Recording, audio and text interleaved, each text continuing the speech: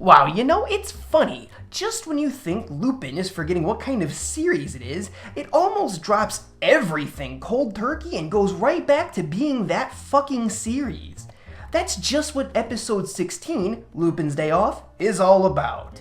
No more trying to be dramatic, no more bothering us with stupid overarching plots, no more Rebecca, she just kind of fucks off I guess. Whatever.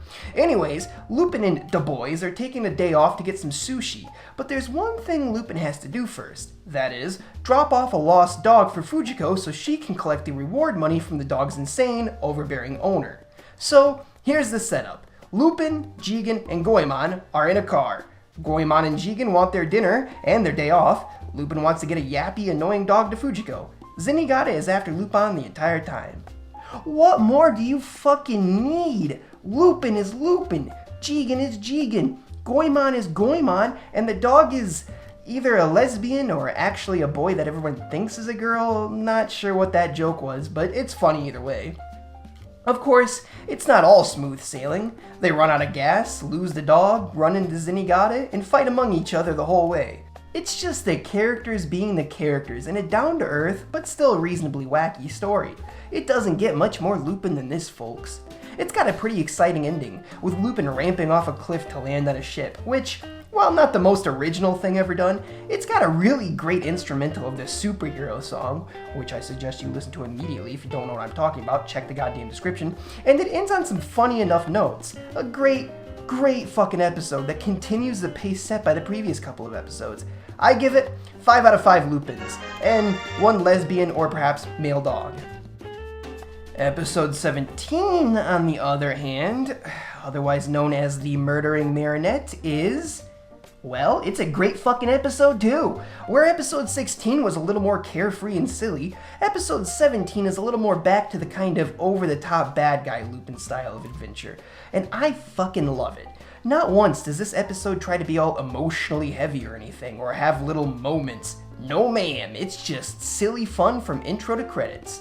The plot follows Lupin and the gang getting challenged by some kind of crazy religious cult leader guy, Greco, who claims to use the Hammer of God to manipulate bad guys into killing themselves, thus earning him the status as a hero among the masses who believe him to be ridding the world of villains, which to be fair he kind of is, isn't he? I mean, in a very terrible vigilante fashion that's for his own gain, but hey, whatever. Anyways, unable to resist Greco's challenge, Lupin and the gang travel to his murder palace and are abruptly sent off to the dungeons. It turns out, as we learn, that Greco also runs a huge underground gambling ring where people worldwide gather to bet on who will win, Greco or the bad guys he's challenged. Needless to say, Greco always wins, and the odds are quite literally against Lupin. It's kind of your typical the heroes don't trust each other episode, as Greco informs them that one of them has been put under his control and become his marionette of murder, sowing distrust and paranoia among Lupin and his friends.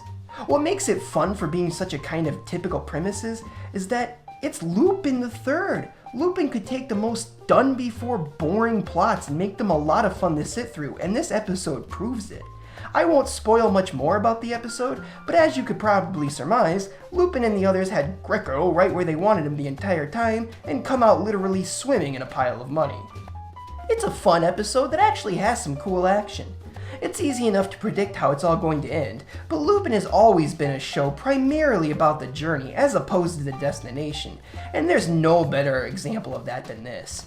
5 out of 5 Lupins. And you know what else? It didn't bother us once with that stupid, overarching plot shit. Not once! In 3 episodes have we heard anything about it. It's just Lupin. It's just Lupin the Third. It's nothing else.